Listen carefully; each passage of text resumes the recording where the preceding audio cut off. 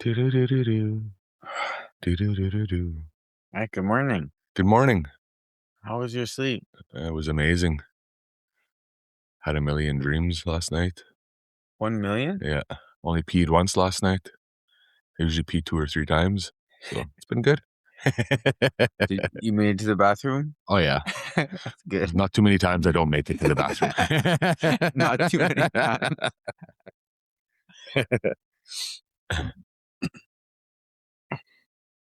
Where were we? I don't know. How about we send a shout out to Armin Duck Chief?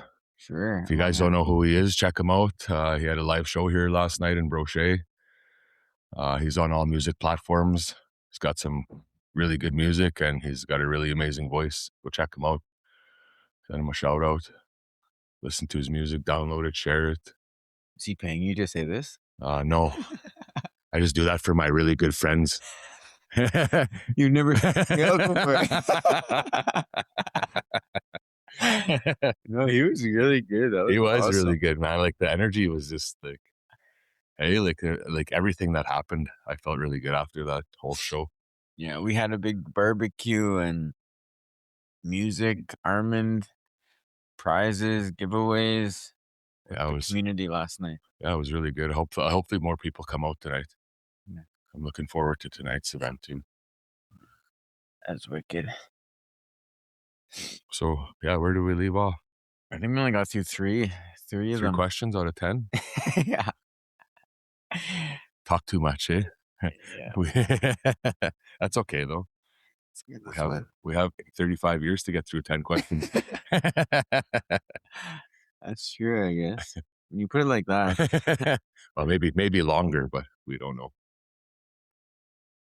Maybe shorter too.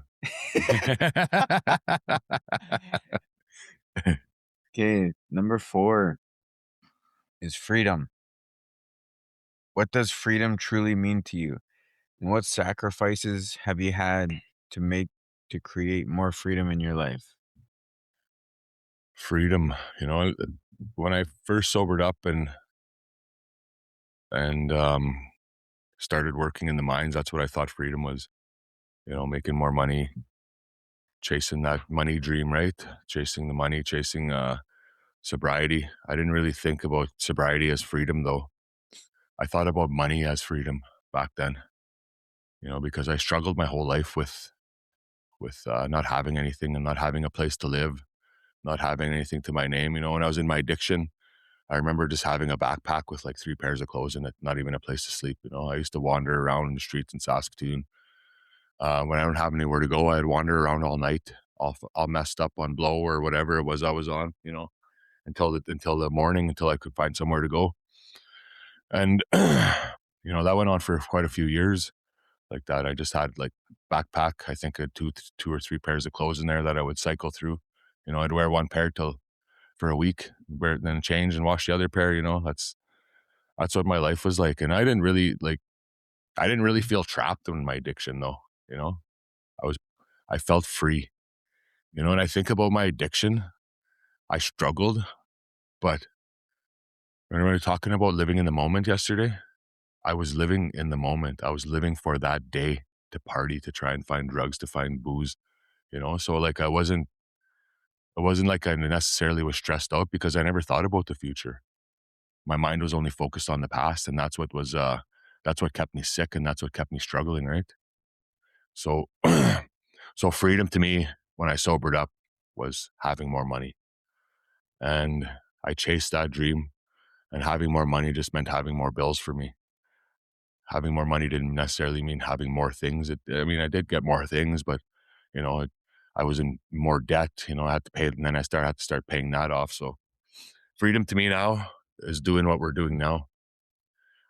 Like doing this on this journey with helping people. Helping helping the youth, helping the adults. Like seeing people out that were training yesterday. Darcy and Leonard. I don't know. I haven't seen them out at any events that we've been to. I think that's huge. Them coming out like that, and all the kids surrounding me last night. I don't know if they were like that with you, coming and talk to you. I had like 4 or 5 kids around me. that kind of stuff, seeing that impact that we're making, right?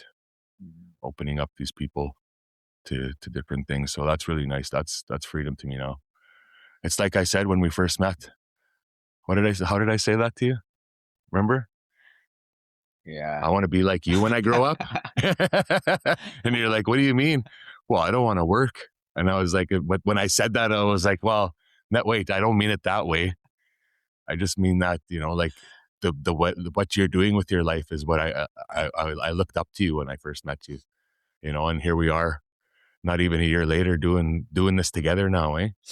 And now you really know who I truly am and Yeah. don't look up to me no more. Well, I mean, that's kind of changed, but I don't even know if I want to work with you anymore. Yeah. And by the way, this is the last thing we'll be doing together. No, man, it's been a great journey with you. Yeah. I'm really grateful that that we're doing this together. You're a good partner. Thank you. Yeah, everything you like. I never really thought about partnering up with anybody because I'm always afraid, right? You're afraid of, like, especially when money starts getting involved or like anything like that. But like, I don't have to worry about that, anything like that with you. Yeah. I already like I know that just from like even meeting you from the first couple times. Like last year, whenever we did meet, but like the more time we spent together, I just know that that's something I never have to worry about. I Like remember, even if we've like our businesses partner up or whatever, like I don't ever have to worry about you trying to steal my business or you know what I yeah, mean, vice versa. 100%. Yeah, 'Cause I remember, like, one of the first times we met, one of the things you said to me was, you said you would never go into business with a family member or a friend, yeah, and we had that conversation, and so then I just right away assumed we would probably never work together yeah. because of that, and then we're just working together now.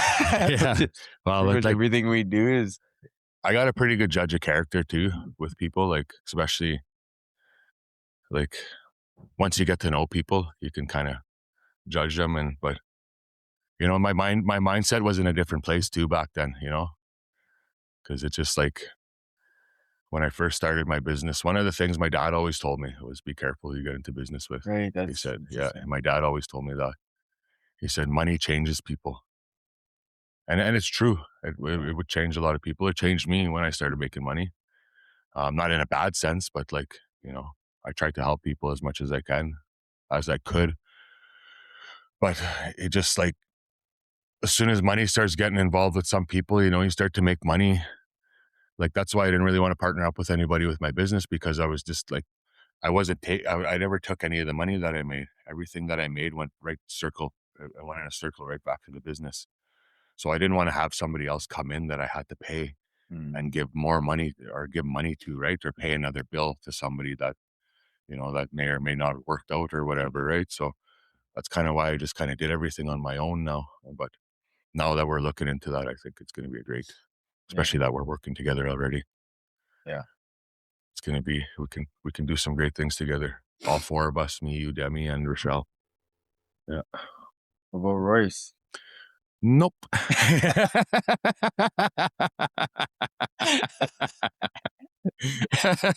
Perfect time. His two favorite words. Yep. Nope. Sometimes if you ask him to something, he goes, "Sure." I He just haven't heard puts that his one little yet. hands like that. Just yep and nope. Sure. Just the way he says it too. Nope. Just nonchalant. Yeah. Yeah. You're just really excited about it. Yeah, Yeah. you wanna? Yeah. Okay, resilience. What's a setback that nearly broke you, and what did you discover about yourself while fighting your way through it? The setback. I mean, a lot of my setbacks were due to depression. Depression was one of the things that, like even in my sobriety, I struggled with it lots. It would, like I said yesterday too, whenever I would get somewhere good in my life doing the work, I would stop doing it thinking I was healed. And then I would start doing things that weren't necessarily great for me, right? Like in 2015 when I started doing steroids, that kind of was one of the things that set me back because I got addicted to it. I started off slowly, like I said on your last podcast. It was became my new addiction. I kind of went from one addiction to the next without going through drugs and alcohol. Mm. And every time I hit one, it got me to more depressed. And as the years went on, the depression got stronger. Ravens. And 2019, I was very suicidal, very depressed. Mm. Um, it was one of the worst places that I was in depression in my sobriety because um I was to the point where I was starting to think about things like I wonder if anybody would miss me if I wasn't here. I wonder if people would care if I wasn't here. Like that's what I started to think. And to that point again, I never wanted to try things from the doctor, but I decided that I was going to this time. I thought, I need some help because I was doing some research actually about some stuff with drugs and what they do to your brain and stuff. And there's actually studies like I don't know, I can't find it anymore, but I came across a study with crystal meth. They're saying uh, crystal meth usage over time will actually cause your serotonin to shut down, and it might never come back. So then I started thinking, well, maybe that's what it was, right? So that's when I started getting into like the microdosing after I snapped out of that depression. But I mean, I don't think it was anything to do with that. I'm not sure though. I shouldn't say that, but it was when I started talking is when I snapped out of it. Right when I accidentally said those words out loud, I can't stop thinking about killing myself. Mm. I share that a lot because it was hard. I mean, I didn't even realize that I was saying it. I just blurted it out when somebody asked me how I was doing. Probably because I was on my mind so much. But yeah, those are the things. Like the depression was the thing that almost got me. But through all that time, that depression, the suicide, I never thought about using drugs or alcohol. It was never an option for me. I think I would have rather have died than go back to that life to me because I didn't. I mean, that life wasn't all terrible. I had some fun. I had my fun. I had good times in there. I mean, but like, I just don't want to go back to that life because there was nothing there for me. Did you have those thoughts while you were drinking too, or not till after? Always. Always. Yeah. I was suicidal right from, I started thinking about suicide right from when I was 13. Mm. And then I would I have little scars here that are under my tattoos. Like I would take a knife and like run it across my veins this way, like just drag it and like make little scratches. And then at 16, I always say it was 15, but I lost a year there because when I started school in, I think it was, I can't remember. I'm missing a year there. Like 15 or 16 was the first time I attempted suicide. I tried hanging myself with an extension cord in my grandma's shed in Alacrosse, and and I walked away from that. I found, with my feet, I was hanging from this extension cord, and I had two stacks of wood on either side, and I just managed to catch them with my tiptoes and got out of there. And like it was not that big of a deal for me. Where some people probably would have like caved or like gave up. I don't know what the word is I'm looking for, but I remember just going out of the shed, walking inside, going to sleep, waking up and going out to party the next day, just like nothing happened. I just continued my life like I didn't almost just die. So what made you not die? Like what made you save yourself? Well, so when I got that extension around cord around my neck and I used a log under my feet. As soon as that extension cord tightened up, I did. It was an instant regret. Mm. Yeah, I knew right then. I was like, yeah, no, I don't want to do this. So it's just like, and that went for the second time I tried to kill myself too. I tried to hang myself in my buddy's garage, and the rope broke, And I didn't. That was after I found out. Well, I didn't find out after my ex told me that I was never going to see my son again because of I was on a meth bender. Eh? Mm. I think at that point when I tried to hang myself again, I was 3 months into a meth binge, like every day, not sleeping. I only remember sleeping like maybe 5 or 6 times in 3 months. And I was on meth that whole time. And I went to get drunk, and it really messed me up because I never drank much when I was on it. There was this big grad party. So we went to this grad party, and I just met this new girl. Me and my ex were split up for like 3 months or something. 4 months. They found out I was doing meth. And I came clean, you know. They cornered me. They asked me what was going on because I was losing a ton of weight, right? Probably looked like shit too because I wasn't sleeping. And I thought to myself, if I come clean and be honest with them, that maybe they'll let me stay. They won't kick me out. They kicked me out. And what, of course, it made me angry because poor me, right? So I ended up staying with my buddy that I was getting high with. And on that particular day, that grad day, this girl was supposed to be there that I was started to talk to, and we got to the grad party. I found out later that my ex's mom said something to her to stay away from me. So when we got to the grad party, she was there, and I went to go try to talk to her, and she gave me the cold shoulder. I didn't deal with rejection well back then. I remember just snapping, losing it, and when I was mad, remember I told you about that? Like I used to get tunnel vision.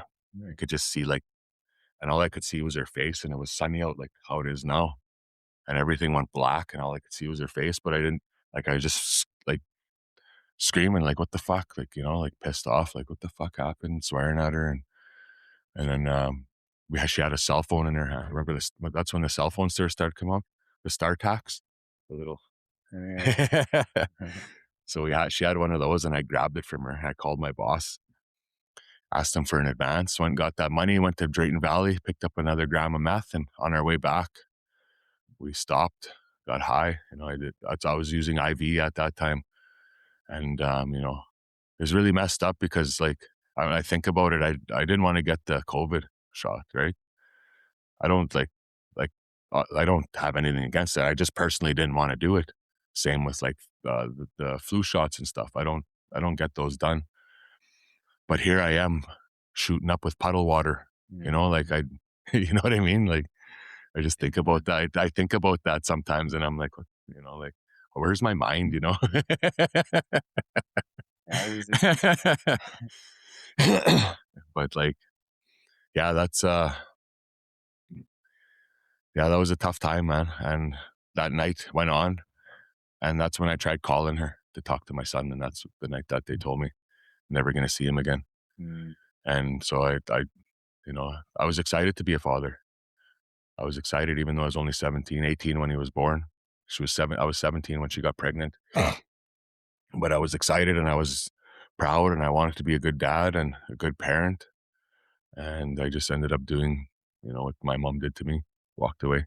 mm, And I think that's why, because of that first time and how much pain I felt, and how much hurt I was feeling, like, because I was ready to take my life because of that, right? So when it came around the second time, because she gave me another chance to be a part of his life, and to do things for him and be with him, and I just basically chose to walk away because I think it was because I was afraid, I know, of that, of going through that again, right? I didn't want to deal with that pain because I was ready to take my life over it, right? And the second time it happened, I just like, whatever. I just shut it down, shut it out, because I was like, I don't want to go back to that place again. And I promised myself after that second time I tried taking my life that I would never try to do it again, no matter how bad my life got. That's when I made that decision right there. you stuck to it, Hey? and you've stuck to it. Yeah. Yeah, I had never tried it no matter how much I thought about it. That suicide didn't go away until that last depression, until I was 9 years sober in 2019. That I thought about it, but it wasn't always constantly there. It just came in waves, right? When things got bad, when things were getting worse, it would come. Then when things got better, it would go away. It wasn't just something that was constantly there, but it was something that I always was in the back of my mind. right, And sometimes the thoughts were stronger than other times.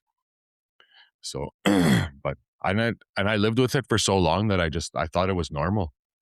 I thought everybody thought about that, but it's not normal. right. It's not No, like, I often wonder, after that first time, I often wonder like how many people like do that, like to tempt it, like I did, and just to try it, you know what I mean?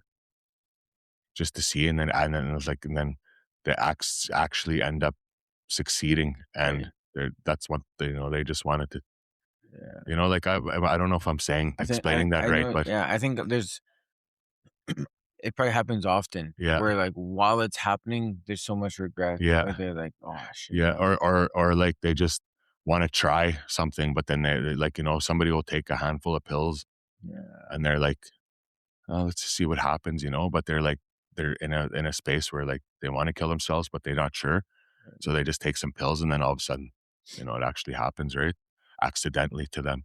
and that's like the scary thing too about a lot of hard drugs, because the the next sometimes 2 3 days, it makes you so depressed after like Yeah. the low is so low. Yeah. So if you're already kind of low, then coming off of those hard drugs, even cocaine, even like Molly, like everything, like then it's gonna make you extremely low. Yeah. Because I have a cousin who killed himself just a couple years ago, and I think that's why. I don't think he would have Yeah. if he wasn't doing hard drugs. I think the alcohol is one of the worst ones. And because the alcohol too, like, well, the drugs are, I shouldn't say that alcohol's the worst, but they all go really well together because their alcohol is shutting down our hormones, which is making like it's making people depressed, right? Mm, And then the drugs is shutting down your serotonin levels, which is making people depressed. So like combine them together and right. think about that. But like when you're in that state, into that addiction state, you don't really think about these things. Don't think about anything because you're either hungover all the time or you're either high or drunk all the time, right? Trying to avoid all that. And then when you're hungover, you're not thinking about anything because you're so sick. You're not thinking like, oh, I want to die. I'm Right. I'm that sick. I'm just like, oh man, I'm sick. Like throwing up blood, and that's how I was at the end of my using. Just like I remember being sick for 5 days in a row, 6 days. Bedridden for 2 or 3 of those days. That's how sick I used to get, and it was just brutal. Like, Yeah. but like suicide, man. Like a lot of these kids are ending their lives because of relationships. Yeah. You know, that's the one message, man. Like there's a lot of people out there. Your life is just beginning. Like there's you're gonna meet other people. That's the love of your life. I understand, but like these are lessons we have to learn. We have to go through, right? These lessons will make us stronger. It's not worth it to kill yourself over somebody else. And I don't understand because lots of times, like when I see young men, like, and we've talked about this before, like I think love is so overused, that word. Yeah, And when people say they love, or like sometimes even older, like 20s, 30s, they've been dating someone for like 3 months and they're saying I love you and stuff.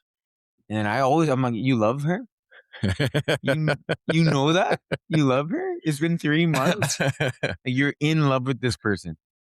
It's like you've never lived together. You've never probably had even like a serious fight. You don't even know how to fight. You don't know how you are. Like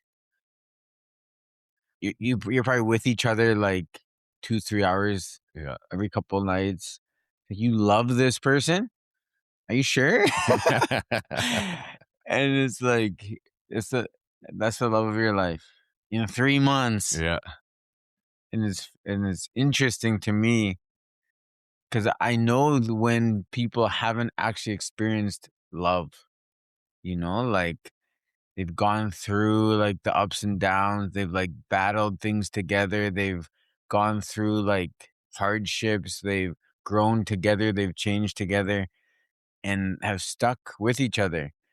Like that's love. Yeah, Love isn't this feeling of liking someone a lot. That's not what love is. And it's like it's just interesting to me when I hear people say and when I hear young like teenagers say it. yeah, Like, I don't think you are. Like yeah, you're and that's the what I mean, like, when they think, they're in their first relationship with somebody, it's the and toughest one. that's the toughest one, yeah, and you've only been in one relationship Yeah. for 18 years or whatever it's been, right? So, You did me. yeah, you get me. But, like, yeah, I mean, it's like suicide is not the answer, No. It's not for any problem at all. You just like whatever it is you're going through, you can get through it. You can. It's just good. Like it might take years to get through it, but you know, you can come out on top. Like, I mean, I'm living proof, right? Yeah. I've been through all that, and here I am living my best life now, enjoying what I do. I mean, I enjoy being a mechanic, but at the same time, like I hated working. I was starting to dislike underground. Yeah. What I found about like electrical is just the environment I didn't like. Like I didn't mind the work and sometimes the people that I worked with sometimes, but like the environment of it was odd. Like people talking down to you all the time, and then like you go to the I'm a lunchroom red and seal. I'm a red seal. Eh? They yeah, just throw that around lots. and I then know just that's like not in trades. talking about how shitty their partners are. They're just like complaining about. Yeah, And I'm just like, what the heck? Like, I do not want to be that old guy just complaining about my wife to like young up and coming yeah, trades kids. I'm just like, frick, this is like a weird environment. yeah. I mean, like that's why I got fired from my last job too, because I speak my mind, and I wasn't happy there. I tried to leave a couple times, but I got my boss gave me a raise the last time I tried to leave, and it was pretty big raise, so I just stayed. And then like the way they treated the people at that last mine I was at, it was brutal. Yeah. They just treat them like dogs there, man. Like the safety there was brutal because it would be so dusty in the shop you couldn't even see 5 feet in front of your face. And then they wouldn't give us respirators because their test passed all the time, right? Mm. Tests that they do for the dust, and there's no dust here. There's like, and then like the younger kids they would have concerns, and they wouldn't, and I would bring them up for them. So that's why they didn't. That's why they said my attitude was poor. I mean, it was poor. I'm not going to say it wasn't, but at the same time, I was trying to help the younger guys that were afraid to speak up. I was trying to help myself because I didn't want to fucking breathe in that dust all the time. There's silica in that dust, right? You're You know what silica does to your lungs? It attaches to your lungs and then builds, like, over time, it'll build scar tissue on it. Mm. And then you're just going to suffocate to death eventually. And I didn't care about that when I first started underground, but like, man, that was bad there. Right. Yeah, it was bad, and they wouldn't do anything about it. It's wild. So we had one shifter there that would take care of the drifts when he was there, but when he wasn't there, it was terrible. So, if bringing up safety concerns is an issue for you guys, then I don't want to work for you guys anyway. you know, and then there's some other things there too pissed me off. But anyways, let's go to the next question. Fuck Okay. LDI. Just kidding.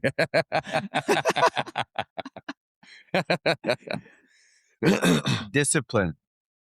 When motivation disappears and nobody's watching, what keeps you showing up and doing the work anyway? Keeps me showing up as I think about Mike Tyson's quote. Doing something you hate, but doing it like you love it.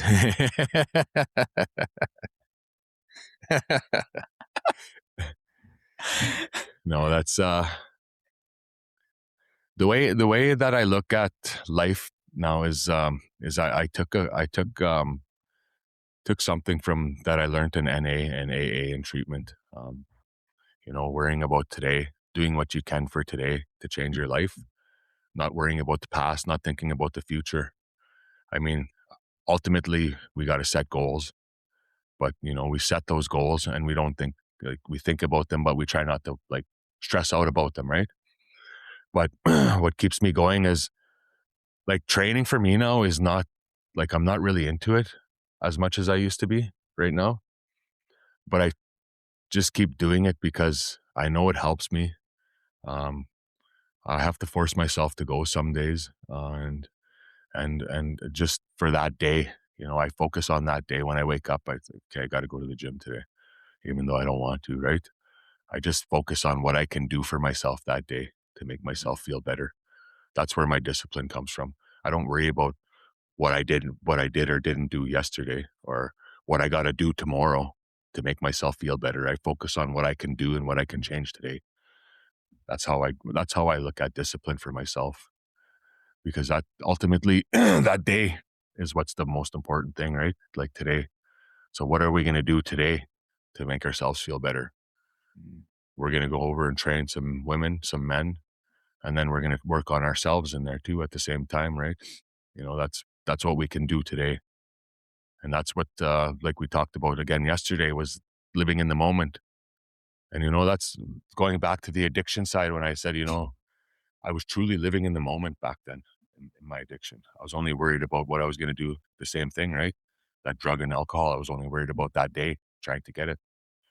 And I never thought about what I was going to do in the future, never thought about goals, never had plans to build a house or do this or that. It was living today, trying to get that drug or alcohol, and focusing on what happened to me in the past that kept me right where I was. And like talking about all that stuff yesterday, I never realized a lot of any of that stuff until we started doing this journey, right? And still until like until 2019, when I finally snapped out of the depression and started thinking about everything, actually sitting with everything. And that's one of the things that we have to do too, is sit with our thoughts, be alone. Everybody complains, I'm alone. Nobody's there for me. I do everything for everybody. Stop doing everything for everybody then. Right. Do all that stuff you're doing for everybody and do it for yourself. How about, you know? And then when you're in a better place, you can help people. Then you won't have to complain about it, about helping everybody and not getting any help. Because when you're in a better place and you help people, you're not going to think like that, right? You're not going to have expectations for people. We help each other with expectations of getting that help back. And that's where people are suffering, because they have expectations on everybody. Expectations are planned resentments. That's the way I look at them. Mm. Because like I said, like if I ask you to help, or you ask me to help you, and I come and help you thinking, okay, now this guy owes me a favor, and then I ask you for that favor and you don't do it for me, well, now I just have a reason to be pissed off, right? Yeah. Like, it's just like, that's one of the hard lessons I had to learn, especially letting everybody money and trying to help everybody. I mean, I still help everybody as much as I can, but not money anymore. Yeah. I don't give money away anymore, or let it away. I'm not going to say let, because it's not letting, it's giving. I never seen any of that money back. Yeah. I could probably retire on the money I let out.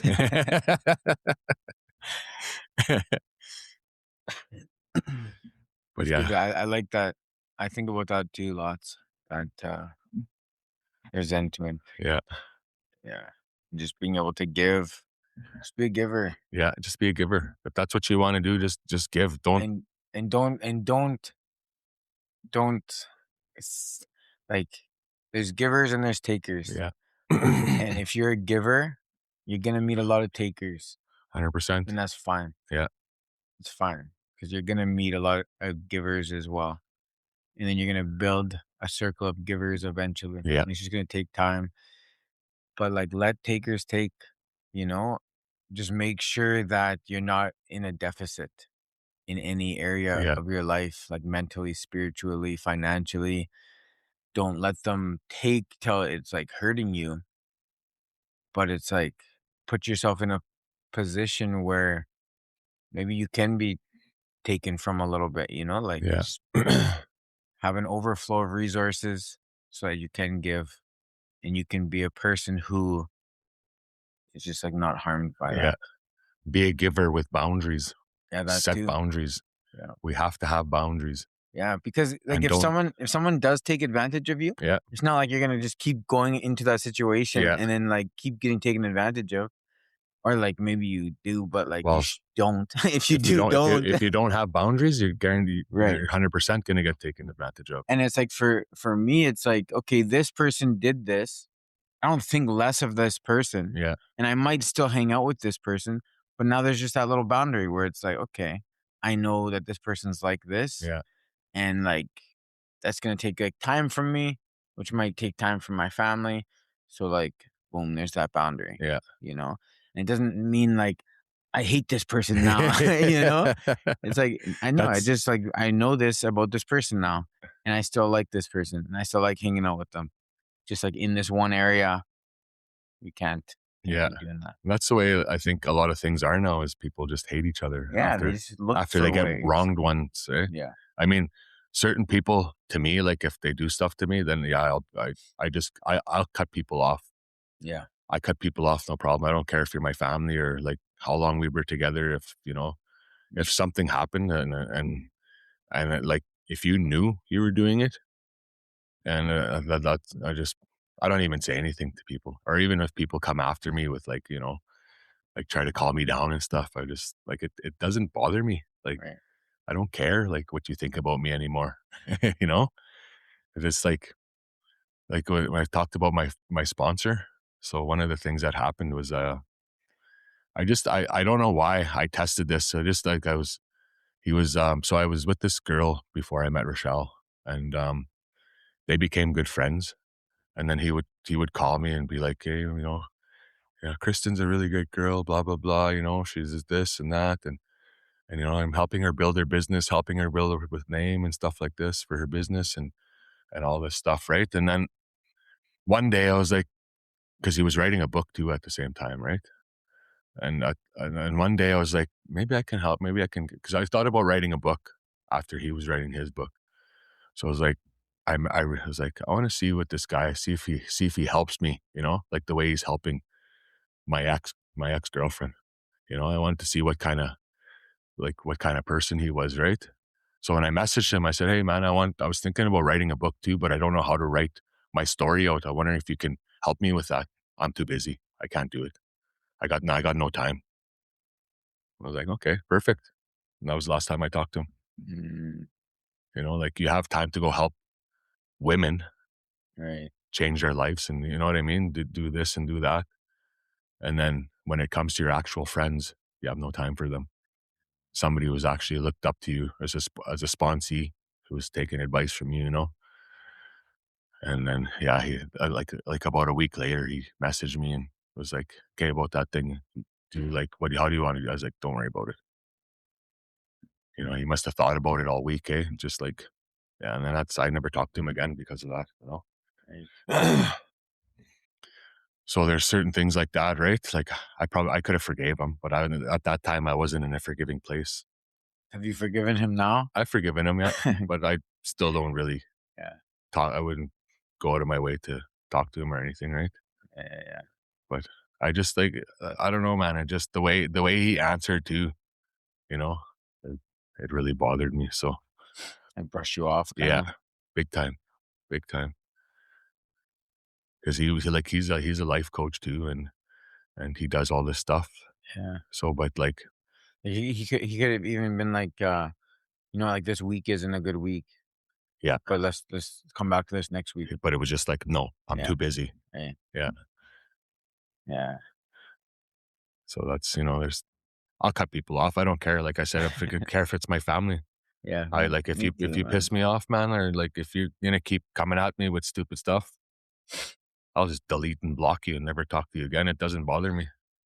For me right now, it's like I always think of who do I want around my Yeah, kids. Like I want my kids to like build tools to be successful in this world. And I don't want to bring people around that's gonna give them shitty tools to use. Excuses or blaming. everything else, I want them to just be, like, resilient and competent, so I Yeah, I need those kinds of people around me so that that's all they see, yeah. and that's all they know, But you it's know? also our job to teach them that Right. mostly, right? To teach Yeah. them that and to teach them that, not to look or take direction from, that person's not in a good place. Right, right, right. Not saying that they're a bad person at the same time, like Yeah. that's our job to Especially in a teach them. down season, Yeah, man. yeah. Because they look up ultimately at the end of the day, they look up to us, right? And, I struggled a lot with my oldest daughter in that sense because I didn't really know how to be a parent, you know, and I didn't know what I was doing. But if you don't know what you're doing as a parent, it's like just be there for them, Mhm. do things with them. Even if you're broke, I always took my daughter out to do things. I never had really had much money. And we just always hung out together. We were always out doing stuff. We always went to whatever, swimming, walking around, they just want you there. That's it. They don't care about money. They don't care about anything, right? Right. They just want you there and present. That's it. Just be there for them Yeah. in that way. It's not hard to be a parent, right? I mean, it is hard, but it's but it's easy, but it's not like, you know what I mean? It's Yeah. hard, but it's not. We make it hard. We make it hard. Yeah. We think we Because have we to think buy them the new yeah, Xbox, we have to yeah. buy them they just want to be No, they with just you. want your attention. That's it. Yeah, Look at like the kids here, like they just, yeah. they love the attention that, because we're there for them, right? And that they every time they see us, they're like, "Oh, Justin," ooh. They're Like, just "Get out so of here." they're so excited to see us. Eh? It's like, get out of here. I'm trying to be here with my family. Yeah. No, but it's amazing, right? Like It's so cool. it's just and then yeah, I love it. And my daughter, I quit all that stuff for my daughter, so she didn't have to see that, so she didn't have to go through any of that. And she still struggled, but she's seen me depressed. She's seen her mother depressed. She was around that, and of course, it's going to affect her in that way too, right? What's going on there? Let's see.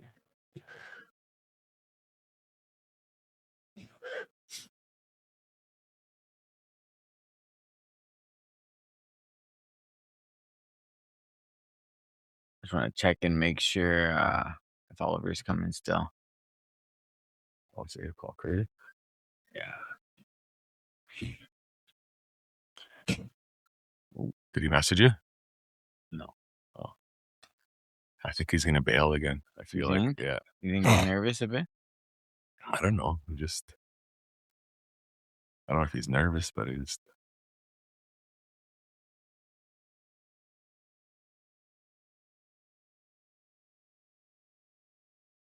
Alright. Should we go on to the next one? Next question. Let's go. How many did we get through today so far? 1, 2, 3, 3 more. So we got 1, 2, 3, 4 more. Okay. What's the next one? I'm ready. Accountability. Ooh, I don't like that one. Next one. Yeah, people just next one. That's funny. Tell me about a time when you had to take full ownership of a mistake. How did that experience shape the leader you are today? I don't know think about any specific mistake. I've made a ton of them in my life, but taking accountability for them didn't really start until, let me think, like a lot of my stuff was revolved around relationships. So like one of the relationships I was in crumbled me when it ended Mm, because I felt like we had a good connection, and we had some good times, and like it was a really good, like I said, a good connection, but um it ended and I was pretty crushed about it because things were going so well, and I didn't really understand what happened. Never gave me a reason, just like kind of started ghosting me, not talking to me. And then like when this stuff happens, when the rejection happened to me, I would start looking at myself, right? Start looking inward, and then I'd start blaming myself. That was one of the things I did. Like, what did I do wrong? What did I like this? It was me. What happened? What did I do?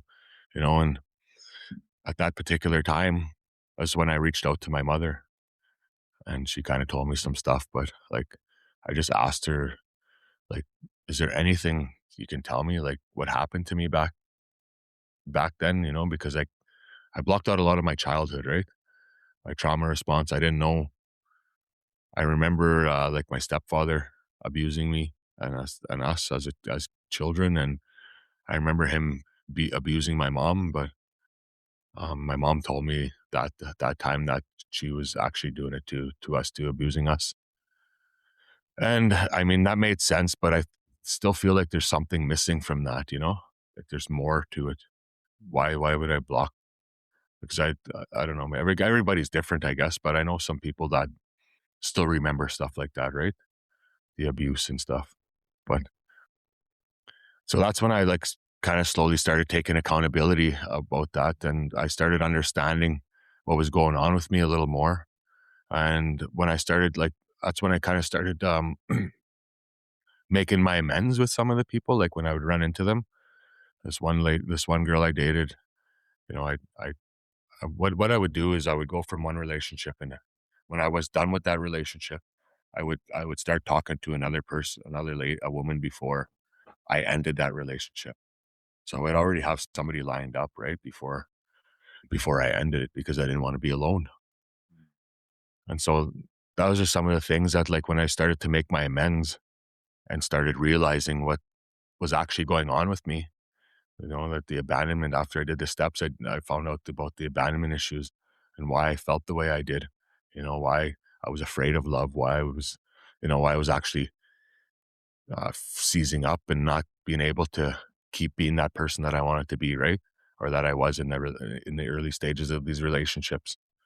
And what helped me too was making amends with some of these women because I met this girl at the gym one time that I dated earlier in my sobriety, and we ended because I met somebody else. And when I went up to her and talked to her, I said, like, I'm sorry. I want to apologize for what happened between us, what I did to you. And I said I wasn't in a good mindset then. I wasn't in a good place. Her she was doing really well, and her family was like had a really like successful business. And I didn't like I was very insecure then too. So when I didn't like I was like she was wanting me to meet her parents and stuff, and I just like didn't feel like I was good enough for them. But it wasn't that. I wasn't good enough for me yet, right? So that's why I didn't want to be. I didn't feel like I was good enough for her, but I wasn't good enough for me to be with her yet. I wasn't because I didn't have a nice car. I didn't have this stuff, and that's how I used to judge things, right, for myself. Like when I chased that money, right, because I wanted to have these nice things. And yeah, so that's where I was at that. And then I explained to her everything, and she's just like, "You could have just told me, like." But I didn't know how to express myself, right? Yeah. I didn't know how to express these things until that point when when I suffered through that one relationship a little bit. Everything came from suffering. Everything I learned.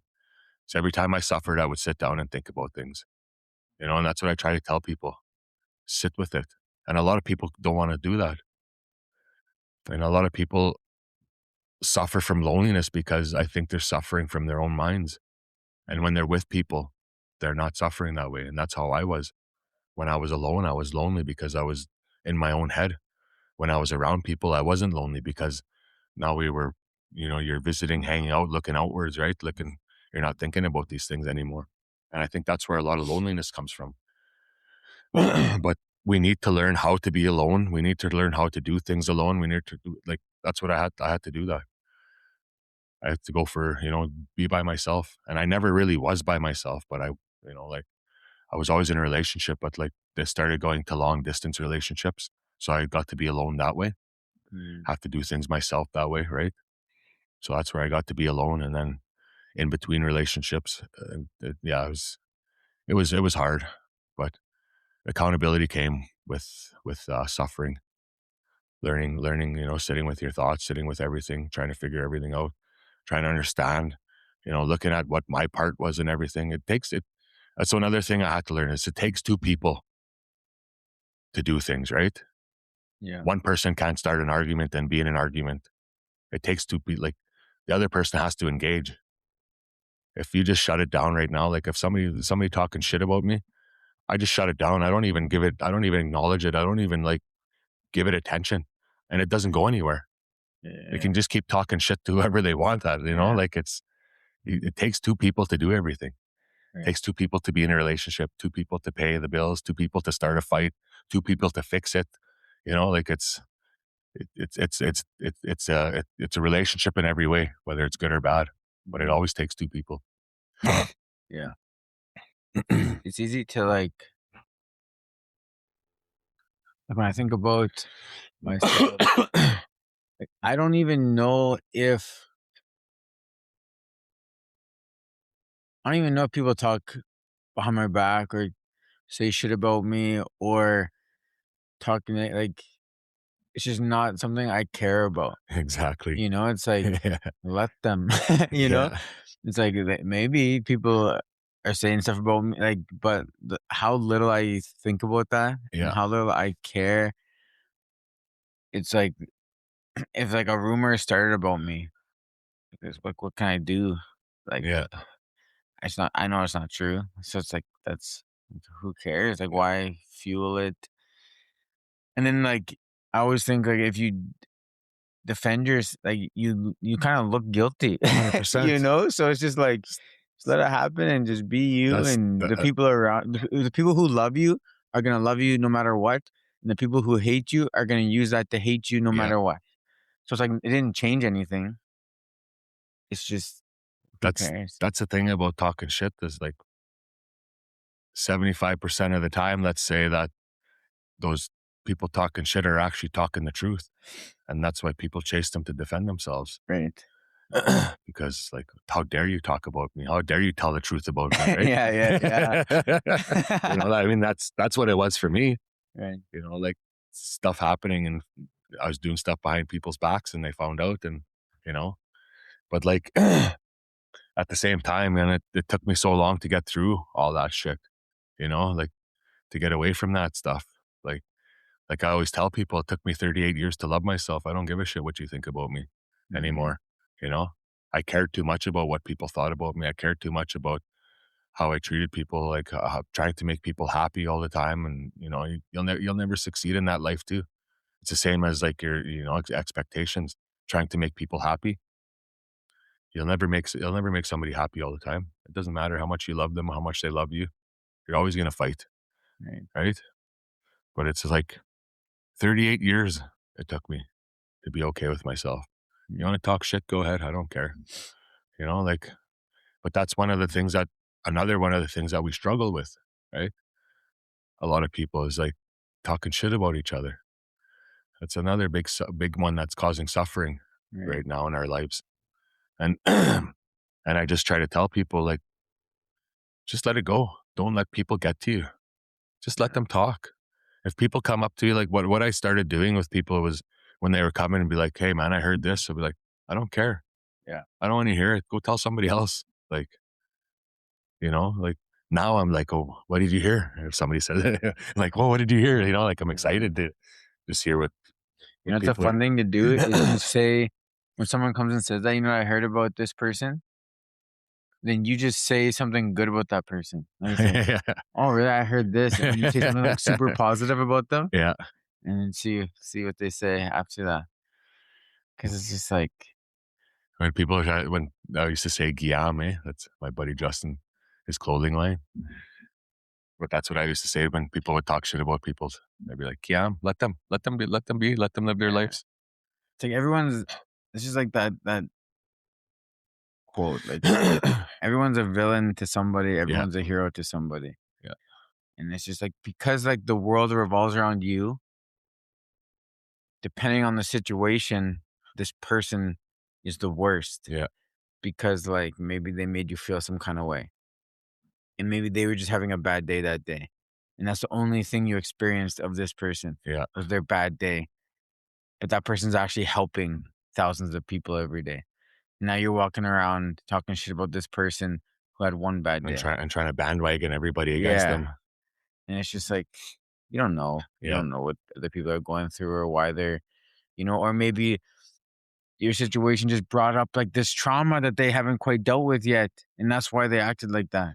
And it's Yeah, just like not on purpose, yeah, you know? And it's just like people are just going through stuff. yeah, 100%. And we need to just be more understanding and, Definitely. but like again, boundaries, right? Yeah, Careful who we let around us, and or just say to somebody like you better be perfect. You better be perfect for like talking like this about somebody. Like you like and I know you're not. I know you, you know? yeah, So it's just like, who cares? Yeah. yeah. It's you know, these are some, but like yeah, these are some of the things we still struggle with, right? So that's why I was like, that's why I kept bringing it up. It's like you know, like a lot of things people said about me that I heard were like that I wasn't actually sober. I was still drinking. I was still doing drugs, but I'm just like, if I was drinking and doing drugs, you would know. Right. I wouldn't be hiding it. Yeah. I wouldn't hide it, man. There was no way I could hide it. I'd be out in the bars, but I'd be 30, screaming. by now at Colonial. You know what I mean? Like, but like sobriety, though, for me, like I think my sobriety actually really started after I started, coming down off of the steroids. But Mm, I like to just emphasize that when my sobriety, with what I count for 17 years of sobriety, is from hard drugs and alcohol. I always right, emphasize that when I go speak at places because, like I started doing steroids and I got hooked on them, and that was an addiction for me. You right. know, the food was an addiction for me. I used it as comfort, like same as people would as smoking or whatever else, right? So that became another addiction for me, and I talk about that all the time because I share that a lot because we need to realize that addiction doesn't only mean drugs or alcohol. Anything can become an addiction, right? Anything, like something that we're using to cope and to deal with the stress, like, and it could be like, that these things causing us to hurt ourselves or hurt other people, right? You're just moving from one addiction to the next, Mm. and you're still not dealing with anything because you're still stuck in addiction, you know, whether it's food or whatever it is, right? Whatever, because those like the food addiction and the steroid addiction, even though it still affected me the same way that alcohol and drugs did. Because an addiction's an addiction, right? Yeah, yeah, Doesn't matter what it is, a phone addiction, you know, yeah. it's still going to affect you in certain ways, but you just got to be aware of what you're doing and If how you're treating people. if it prevents you from sitting and dealing with it, it's an Yeah. addiction, right? Yeah. Because this, yeah, like you said, like with food, some people have like Yeah. when they're upset, they go to this food Yeah. because it helps, It helps them feel better. It's an right? instant anything. I think instant gratification, that's addiction. Definitely, Yeah. yeah, So when we're looking for that instant gratification rather than what's the delayed gratification, yeah. that's why I put that one of my workshops, a delayed gratification, because I chased instant gratification my whole life Mm, through addiction, through like through relationships. If was one person wasn't paying enough attention to me, and another person was, right, then that instant gratification was coming from this other person and not from this person. So I would pay more attention to that person. right. You know, I just everywhere I went, I was just chasing that, and like food, everything. I just wanted to feel better and get compliments because I was so insecure with myself. Sucks. No, but we got to go through these things some of us have to learn the hard way. Some of us need to go through these things to open up our eyes, right? And unfortunately for me, I had to suffer really hard to see my downfalls and to understand who I was. So the only thing that changed me was pain. Mm, Every time I was going through something, I would go through it until I couldn't go through it anymore. Till I had to figure out a way to change. Yeah. What's the next question?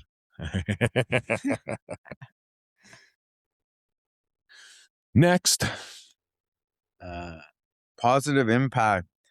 How do you measure whether you're truly making a difference in people's lives, and what impact are you most proud of so far? I don't know. Stop? Out of storage, but that's okay. Oh,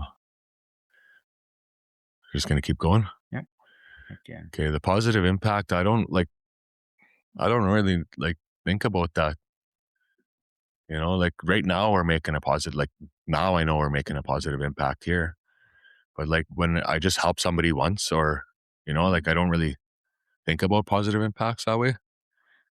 I don't know. I never really thought about it until now, like, now that we're here Yeah. multiple times, seeing people change actually, like seeing them come out of their shells, seeing them talk more to us. Like I said, like the men would just come in when we first started, do the workouts, do the things, and then leave. Now they're hanging out with us at the end of the class. Now they're talking to us. They're actually saying stuff to us. They're like out in the community. I don't know if they ever like that before, but that's I see that as a positive impact. That the men and the women are coming out of their shells more too. Like they're joking with us and talking with us more. That's amazing too to have that, right? So that positive impact I think is here. And what was the other part of it? And what impact are you most proud of so This far? one right here. Yeah. Yeah, this isn't the one I'm most proud of because, like I said, watching everybody grow and change and just opening up is Yeah, becoming connected to them, yeah, to the people, and yeah, then seeing it too, and then you can kind of feel it yeah. through them. And then hearing it from people around the community too, Yeah. seeing the change and feeling like I feel a big shift since we've been here doing this program with everybody, with even some of the people in the community, like them welcoming us more. And, Mm. it's really nice, man. It's really good. I love it. Yeah. It's a good feeling to be able to do something like this for a living. Mm-hmm. It's nice. I hope we can continue. I know we will continue. We will. When this contract's done, we're going to find more work. Heck yeah.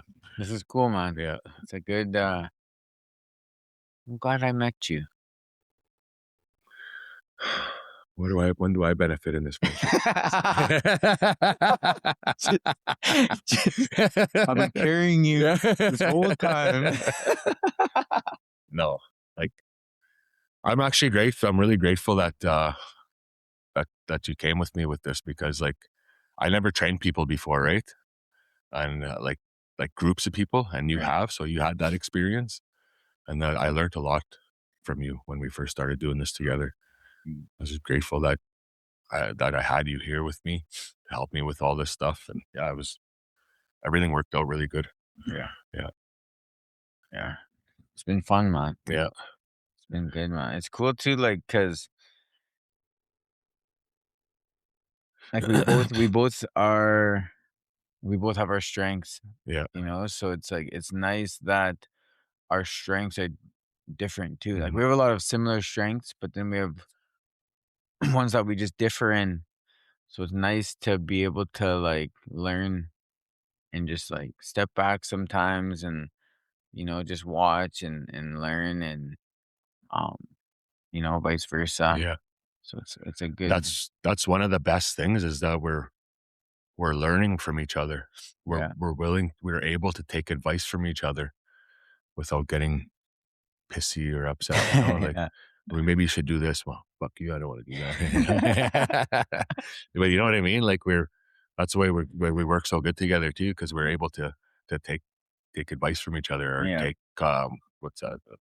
The negative and try to work into criticism. Criticism. Yeah, that's the one I was looking for, and and just learning and watching each other too, and yeah, it's gonna be great. It's Even like with like the speaking stuff because like you're quite a bit ahead of me with that, like speaking, and so it's like nice to get feedback when I speak because I've only done it like 4 or 5 times. yeah, So to think about what I'm gonna say or how I share, it's good. yeah, Like to be able to pick your brain on that because it is something I want to get better at. yeah. Me too. I still wanna keep growing and continuing to grow in that, in everything. Yeah. That's why I'm taking all these courses now too, right? Just to try so I could be better and help people better more. more better, More betterer. better. But like, yeah, that's one of my huge things now. I want to just take a bunch of stuff to help people to find better ways to connect with people. But the biggest thing I think is just asking questions. Asking the right Definitely. questions. Asking, yeah, trying to get them to think about what's actually going on with them. I think is the best way. Yeah, because then they speak, Yeah, and then they think and speak and think and speak and things. yeah. Yeah. Okay, selflessness. Have there been times when putting others first came at a personal cost? How do you balance serving others without losing yourself? Came so many times in relationships, and I think that's one of the reasons. Another reason why my relationships went the way they did, because I wasn't who I normally was in the beginning of those relationships. I was how do I explain this? I was who I was, but there was things that I did normally that I wouldn't do. Mm, Like I didn't have no boundaries is what I guess was what I'm essentially going for. I would do everything. And then, come like 3, 4 months, 5 months into the relationship, then I'd be like, I don't want to do this anymore, right? Then you try to set boundaries up. Well, now it's kind of too late because you did this for them before. They're gonna expect they expect you to keep doing it for them. A lot of people, right? They don't like. I don't know. Once you, that's why it's important to have when you have boundaries to stick to them. And I notice a lot in a lot of my relationships, I would let my boundaries go and do things that I didn't want to do with people. You know, and that's when a lot of my relationships failed because I was doing stuff that I didn't want to do. So now, if I don't want to do something, I won't do it. If Rochelle wants me to do something, I'm just like, and I don't want to do it. I'll just be straight up. I don't want to do it. yeah. Whereas before, I would be like, okay, let's go, and then I would go sit there, and then I'd be pissed off, and then that resentment comes, right? Yeah. Yeah. So like, so there was that in those relationships, and then the other stuff too. The L word. The L word. Lust. Yeah, the lust, the fake love. Yeah. It's like a good, that's a good point. That's a good, uh, doing things that you don't want to do, especially in a relationship. Yeah. Because like obviously there's some times where you have to, right? Yes. There's like the give and take, Yeah. but there's a lot of times when it's like unnecessary, Yeah. because even like a small one is shopping. Yeah. How much I dislike shopping, and how like if like Demi just go like it's just not something. But then like on the reverse of that, I would never ask Demi to do something she doesn't want to do. Yeah. Like I would go find someone else who wants to do it, and it's like just because I like something doesn't mean it's like I can go and do it on my own Yeah. or with somebody. And that's how I feel, like, if we go shop like, looking at just looking and walking, I'm just like, "Come on." I'm an Yeah. Amazon shopper. I enjoy grocery shopping. Because I like to go get the food that I want to eat, right? I like to pick out the food that I want to eat. But like Rochelle and I now, we've found things that we enjoy doing together. Right, and Yeah, and that's that's what we the do, right? We just yeah, do the things that we like, and then like I don't really care to go to movies anymore. So when I'm gone, she'll go to movies with the kids now, and right, stuff like that, right? So we found that balance with us where yeah, and there's like I said, there's things that I'll do like shopping. I don't like I'm the same as you, like in the malls and stuff. I'll just go wander around in the malls rather than like when she wants to go shop. She can spend all day in the mall, man. yeah. And I'm just like, when I go somewhere, I know what I want to get. And she's like, "Poof, I go poof." and then Yeah, me too, man. and she's like, she looks at even if she doesn't want it, she'll look at Yeah. it, like so. And whatever, I'll go hang out with her in the Demi would mall, but love that. I don't go to Demi this. would love I don't go into the shopping. stores with her. I'll hang out outside and watch people and judge them and People judge. I, it's it's funny too because I always think it's odd that you would want to make someone you care about do something they don't want to do.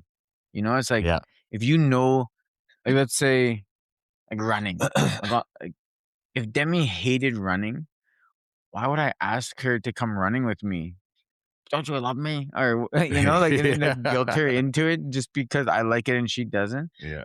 It's like you don't like find someone who also loves running and go run with them. It's like you're gonna make your best friend do this thing they absolutely They hate hate, yeah. a couple times a week for the rest of their life, Yeah.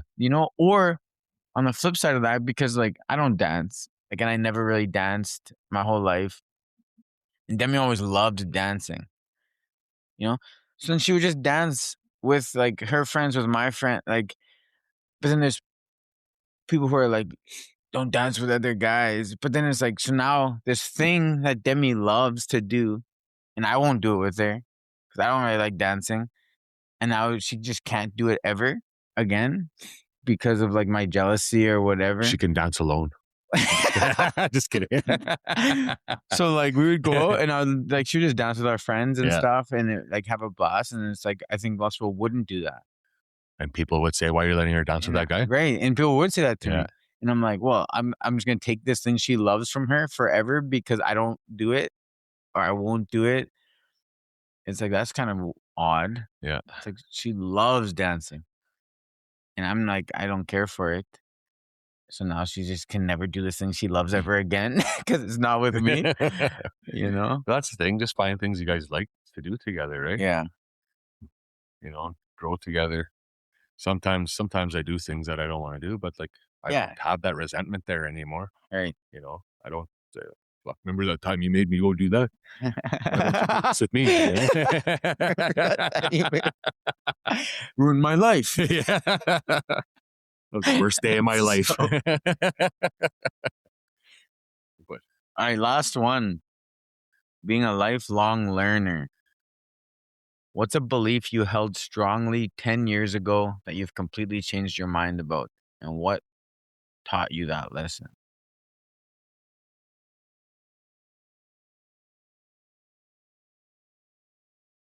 I heard a quote somewhere. I never heard it again. I don't know if it's the day we stop learning is the day we start to die. And I've been in places in my life where I thought I knew everything. I've been in places where um I thought I was the best. I thought I was, God's gift to man. And when I got really humbled was when I started to get sober. Starting to get something as like being a mechanic for 17 or 18 years. I still don't know nothing about that trade, you Mm, know? I right. still like there's still so much to learn and there's so much new stuff coming out. Like, and you don't like sometimes you'll work on the same thing over and over. So you'll get to know it. But like it's something that's always something different. When you go to a machine, it's something different. You have to relearn how to work on that thing, right? So like that was one of the things too, getting into that trade that helped me realize that I don't know anything, and then actually humbling myself and sitting with everything and trying to learn more. And you realize you don't know nothing at all. Even when you do know a lot, you still don't know nothing. You know, there's always room for improvement. There's always room to learn. There's always places you can grow, and that's what the importance of is having with like friends in your life, like like people like you, people like in your relationship, like and not getting upset when they try to tell you something, right? Not getting mad when they're like, "Oh, well, you're not eating the best. That's why you don't look good," right? That's what, Rochelle struggled with that when we first started dating. I never forced her to go to the gym. I never asked her to do it. But like when she'd ask me, she said, "How come I'm not changing?" It's because you're not eating properly. Well, then she thought I was like, she took it as like a bad thing, right? And she would cry over it, and stuff like that, right? And she was willing to learn, but wasn't, right? Yeah. Because it upset her when I told her why things weren't happening for her, right? And that's how I used to be too.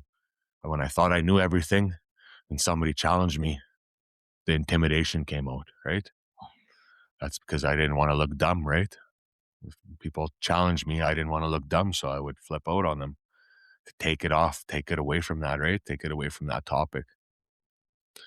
But yeah, learning is so important nowadays. And for me, I want to learn the most I can now to help people the best way I can, like I said in the last question. Because I like this is gonna be my life now, right? So I never want to stop learning. I always want to have new things to talk about. I always want to learn new ways to speak. I always want to learn new ways to train, to help people with their nutrition, and especially with the boxing. I want to learn how to box again because it's something that I really enjoy doing with you. And maybe I want to fight one day, Yeah. since I missed out on my chance 20 some years ago. I was supposed to fight in 2000. When was that? I don't remember. But anyways, I think I was about 17 years old.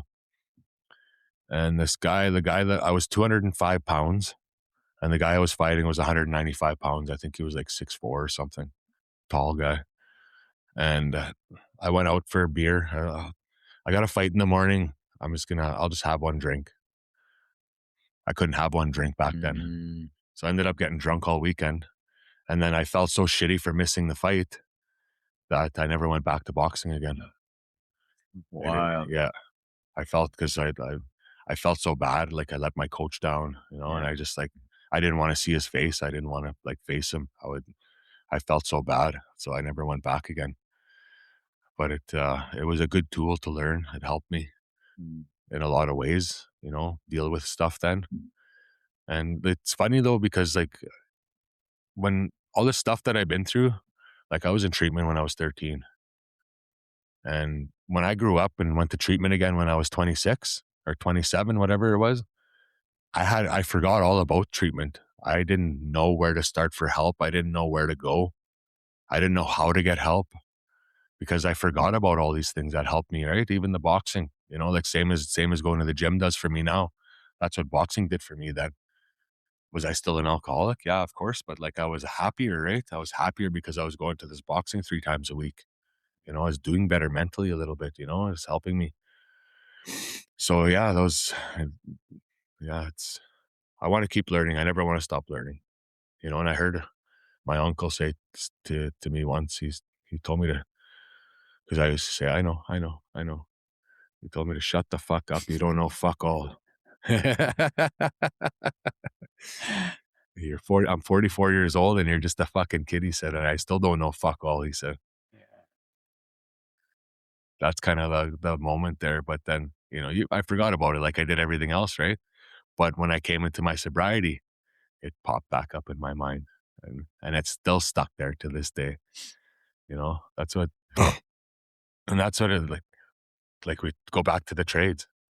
Oh, I'm a red seal. I'm a red seal. Yeah, I'm yeah. a red seal. It's like, who gives a fuck, man? Right. You still suck as a mechanic, Yeah, yeah, yeah. just because you have your red seal. I know fucking a lot of guys with their red seals that are useless that can't even, that are all they're good for is oil changes. They've been in a trade Yeah. for 20 or 30 years, like just because you have that stupid ticket doesn't make you any better than anybody else or. I know, like, even for me, my first 2 years of electrical, for this I worked at Test Health Center, but, like, just really, like, maintenance stuff, Yeah, like, mostly, like, just changing lights, and so then when I went to, like, an actual, like, high-paced, job I realized how little I actually knew, yeah. and I didn't really learn too much, just the basics. And then when I went to a different job, I was like, "Oh, man, I don't really know nothing." Mhm. And that's how, like, electrical too, it's like, a lot of people spend all of they've only done houses, you know? And then if they went to a mine or they went to an industrial site, they would know nothing. Yeah, And same with vice versa, right? If you only done industrial, you don't know how to wire a house. You don't know and now you're gonna feel like you know nothing. yeah. And that's how every trade is, I right? Like, mean, you get specialized. yeah, And now it's like there's so much information, and like you said, now with technology, those books probably change every couple of years now, 100%. the handbooks and the the rules and regulations. Yeah. So it's just like it's such a fast-paced industry now. There's no way.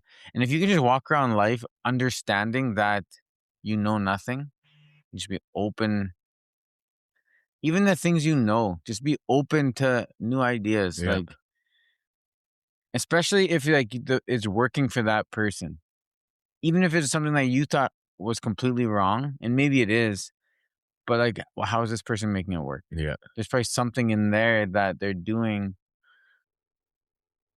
So that's another thing too, like, with this last job is they didn't like hearing, "I don't know." Like, if what's wrong with it? I don't know. And the guys that would come up and say, "Well, I think it's this and this and this." Then I'm just thinking to myself, "Well, if you think it's fucking this, why didn't you fix it?" You know what I mean? Like, you don't know what the fuck's going on either. Like, just you're just giving them something to pretend like you act like you know what's Mm, going on, right? And that's what people do. They just fake it, right? Fake it till they make it. And they didn't like hearing that there. But if I don't know something, I'm not going to go up there and make myself look like an idiot and say, "Oh, I think it's this." right. Well, if I think it's that, why didn't I check it then, right? That's the question I'd be asking if I was the boss. If Mhm. you think it's that, why didn't you check it? If you think it's that, why didn't you change it? Like, if you think it's this, why is it still broke down then? That would be my job as a boss, to ask those questions. And that's why they didn't like me there too, because I asked them to ask those questions. Like, why, like, if they think it's that, why didn't they fix it then? Why is it still broke down? And they didn't like that, right? Or else, like, with other things, I would question them, like, why are they doing this with these things, like these drills? They don't bleed the loop systems on them, and it's like, they're changing drills there every week or every 2 weeks, when these drills should be lasting 4, 5, 600 hours, right? I think it's 500 hours we're supposed to change them out before they blow up, so that it's cheaper for them to get rebuilt. But, like, that's why they didn't like me, because I asked these questions, and I asked the mechanics that question too. That's why they didn't like me there with my cross shift, and I don't really care. If you don't like me because I'm trying to make you do your job better, Yeah. boo hoo. But, like, even like the bosses with these drills, I'd asked them, like, who rebuilds these drills? Well, I don't know. Does the like Sandvik or some of the drills we had, like, does Sandvik rebuild these drills? Yeah, I think so. Okay, where's the drill reports? Mm, I don't know. I said, well, it's your job to know. Get these drill reports. Why are we changing these drills every week? That's a $200,000 drill you're changing every week. right. Like, why are we doing this? Where are the drill reports? Get the drill reports. They'll tell you why the drill failed in the drill reports. They know when they're rebuilding the drill. Well, I don't know. So that's your fucking job. Do it. Like, don't you want to be better at your job? But that's the stuff that pissed me off, right? Because when you're a contractor, if you're spending money like that, they're going to ask you these questions, right? They didn't give a shit there. All they want is that ore out of the ground. And I Mm, cared too much about it that it bothered me that much, because I don't want to change a fucking drill every week. Why? right. For nothing. When we could just keep them drills running. If we have the reports, we know what's going on, right? Mm, Stuff like that drove me nuts there, because, like, nobody cared about their job, and it started right from the top, right? They didn't give a shit either. that's weird. But if you blow an engine, oh my God, it costed $500,000 to change this engine. Well, you're blowing one engine every 3 months, 6 months. You have 40 trucks on the ramp, but you're blowing a $200,000 drill every week, and you don't give a shit about that. You know what I mean? Like, it was just weird there, man. It was backwards. Where was I? In Lac-des-Îles, Mm. in Ontario. So yeah, that's a lot of the things where my bad attitude came from. You're getting worked up. Yeah. Well, I care, like, I care about my job, right? I Yeah. care, and I just, like, came to a point there where I didn't give a shit, and they seen that, and that's why they fired me. Yeah, yeah, yeah. And I just, like, they were trying to push me to do some, like, they set me up on my last job. So I had to change this brake pump, and they put this guy on my cross shift, because I didn't think about it then, but because they were pushing me, got to get the scoop done. The scoop's got to get done. I said, I don't give a shit how long it takes me. I said, if I'm the only one working on it, I'll get it done when I get it done. I told them. So they put this other guy that I didn't like on it, and that's what they did. They made it look like he did all the work, and he Mm, didn't do nothing. He didn't do anything there. That guy. He was one of the guys I challenged all the time and questioned, and so that's why they set me up. said I wasn't doing my job. They said I wasn't doing anything. And I was the only one that was working on that scoop. But that was the job they set me up on. Now that when I look back at everything after I got fired. So yeah, that's my that's my story about. And now we're here. Yeah, everything worked out good. Yeah. I just like I was ready to find another job, and then I was like, you know what? I'm just gonna take a month off. I had a hockey tournament, a couple hockey tournaments in January to work, set up booths up, and I was like, oh, I'm gonna try it. Focus on speaking. I started advertising speaking more, and it just Took it off. was good enough for me to stay home and not struggle, Mhm. still pay my bills and still make a little bit of money, and still be able to do things that I want to do, and everything's working out the way it should be. But I like I said, remember we talked about that yesterday again, like that I said I want to be like you when I grow up, and then I started putting it out in the universe at work. I'm gonna work one more year and I'm gonna quit, and I'm gonna focus on my business. I'm gonna focus on speaking, focus on doing other things. And 3 months later I got fired, so it was a blessing, Mhm. really, because I was getting, and that's one of the things, like I could have sat there and felt sorry for myself when I got fired from there, and I could have just like sulked and like poor me, poor me, poor me. Instead I just kept my it's easy to get a job underground, Right. as a mechanic, as a miner too. It's easy to get a job if you have experience. But so I was like, I wasn't worried about finding a job. But I could have just stayed there and sulked, like I said, and instead I just thought, you know what, I'm going to take a month off and try to focus on this other business and see what happens with it, right? Instead of poor me, my me, like fuck you, you guys are assholes over there. New clothing line coming out soon. Victim mentality.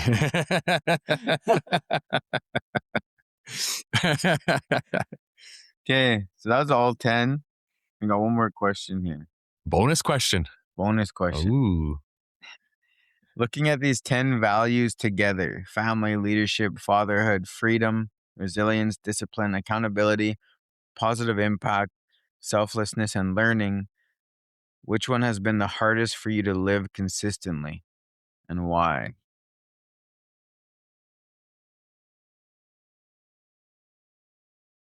Um, Now I'm living them consistently all, but like, I guess one of the hardest ones there would be probably accountability, because I never took accountability in the past. Even in my sobriety, I still blamed everybody for everything. That was my whole life. I spent blaming people, pushing everything that I did onto other people. When at the end of the day, it was my fault because I put myself in that situation.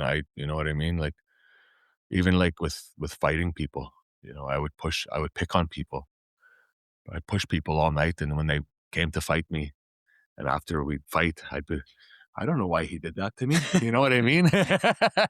That's the type of person I was, man. That's the Yeah. type, like, I did this to people and pushed people, and then I'm like, then I'd be like, why are you acting this way? Even in relationships, right? Like, what did I do to, like, why are you doing this to me? Meanwhile, I'm just like pushing, poking, and prodding, trying to piss these people off, right? That's just, I don't know. I was just like that, blaming. I never, I didn't want to look at myself. I didn't want to take accountability for anything. I Mm. didn't want to be responsible for, for hurting people, but I think I enjoyed doing that because I was hurting so much, right? Like manipulating the Yeah. situation. Yeah. I was very good at manipulating people, like through and through, man. I was like, it was something as simple as like, if somebody wanted to go to a certain bar and I didn't want to go there, well, I was just be like, okay, I'm not going out. I'm not going to that bar.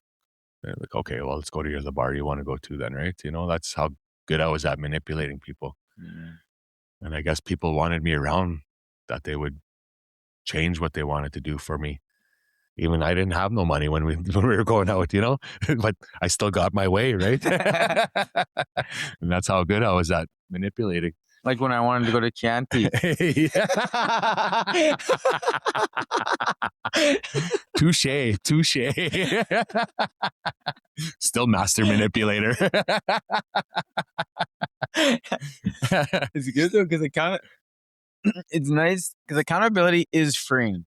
It has so much freedom in it, and I try to help people see that because once you do see it, it's just like a weight is lifted Yeah, off your shoulders, and it makes life easy because you have control. yeah, And you're not giving your power away, and so like even when people are telling me their situation, like if it's like, how can you change the wording and the thought process so it's your fault, right? Like, and then if you could just keep doing that, anytime a situation happens, like, how was this your fault? And then you can like train your brain to make it your fault because now you have all control to change it. yeah. It's like even if somebody else did something to you, it it's your fault. You know, how did You you did, let that happen? How did yeah, you put yourself in that situation? Have they done it before and you know that they're already have these habits? And like it's just like there's so many different things that you can make every single situation your fault. yeah, You did that. You put yourself there. You got yourself there. You reacted that way. And now you have the freedom to change it. yeah. And if you can make your mind just like switch over to no matter what happens, it's your fault. It just makes life easier. It seems like it doesn't at It's first. it's it's because of the way that word is used, though. Too, it's your fault, right? I think like if we're explaining it to people, we can say like, "What's your part in it? Mm, Like, how did you, right, right, you know, right. like what part in that whole scenario caused this to happen? Like, was it something you said? Was it something you did? You know, because like people are gonna get defensive when they hear it's your fault too. Yeah, yeah, yeah, yeah. It's your fault too, right? Like Yeah. people just like, oh, then they're really like, look you, Yeah. you're part of the problem too. It's more piercing, right? Yeah, When yeah, you say it's your fault. yeah. So see, that's one of the things that I need to learn how to. I'm still learning how to do too is by talking to people because I know that, you know, when people are coming to you, you know, like they're hurting or they're going through something, right? And if you say something wrong, especially like, you know, that big word like it's your fault, you know, I think it would trigger them, you Mm, know, like that's one of the things I had to because I never really like we're the same with that. I would just tell people what I thought and how things were. And that's one of the things that I've been focusing on in the last few years is learning different ways, different words to say, learning different ways to speak to people about like their about issues, right? And that's one of the things. You know what I think helps is as you say it's your fault, you also point at them. Yeah. You. Let's try that. Yeah. I don't know why you always do this, but it's your fault. but Oh man. but yeah, like that's what I mean, man. We got to learn things, right? Like the humility. Mm, That's what that's what humility is, right? Learning yeah, always, not never being too good to learn something new. yeah. I don't. That's not the right definition, but that's kind of what it means, right? But like the humility is one of the things that I had to practice a lot because I always thought I was the best, even early in my sobriety. When I was doing really well, I thought I was really good. I just I don't know. I had this little persona about me, but I was really cocky, really confident, cocky, cocky, confident. You know, like Yeah. arrogant, confident, not a good confident. Yeah, yeah, yeah. It was just like it was a really bad place to be. So I've been through every phase in my life. You know, like I've been through every like you know what I mean. Like some people just experience one or two parts of this life. I've been through every phase. I think in my life to bring me to this point that I'm at. Mm, And I think that I needed to go. No, I don't think I know that I needed to go through every single one of those phases in order for me to be where I'm at because I had to learn the hard way. Some people just you can tell them and they they'll take that advice, right? Most I don't know. I don't think. I never took that advice. Somebody would tell me not to do something, and I would go do it anyway because I'm like, "Fuck you." Yeah. And then I go suffer. And it's like some people can just take advice, or they can see that that person already went through it. Yeah. So I'm gonna use that as like a blueprint to maybe not have to go through it, or go through it easier. And then there's the other side where it's just like, Don't tell me like, what to do. right. That's And why like that's the everyone's way I kind of was. in that somewhere. Yeah. Some people are more one way, some are, but like I think the other way is a lot more rare, Yes, it is you now. know? Yeah. Yeah, it's like because even how our society is built, it's built to do things on your own. Yeah. Like if you ask for like you do your like schools are built like you do your work. Don't cheat. Don't look over here. Don't ask for help. You figure it out. Yeah. So then when we done school, our mindset is don't collaborate, don't work with others, don't ask for help. You go figure it out on your own. So then you don't listen to other people. You don't, and you just try and figure things, even if you've never done it before. You're like, I'll figure this out. And it's like, how dumb is that? Yeah, I never thought about that way, but it is, and then the people don't that's why people struggle to ask for any kind of help, I guess, too, eh? I had If a you think about it that way. one of my business mentors, and then he was an engineer. He said I cheated on every like, and then he would say I collaborated on every test. He's like, there's people that were way smarter than me, and they would help me in collaboration. And he's like, and now that I'm an engineer, I don't have to do anything by myself. We all collaborate. We work Yeah. together. We have teams. Some people are better at some things, and it's not like I need to know everything. He's like, everything that I learned how to be an engineer in school, I unlearned when I became an engineer. They literally told me, throw all that away. We're going to actually teach you how to be an engineer now. And it's just like, school is so one track minded. And it's like to build people to be separated from Yeah, everyone else. It's so strange. it is, yeah. Because, like, even with the schools now too, like, back in the day, like, I mean, the classes were smaller when I was going to school too, though, mind you, but, like, the teachers would actually help the kids, right? I'm not saying all teachers don't help kids, but, there's some instances where, like, you'll hear a teacher saying, "This kid has ADHD."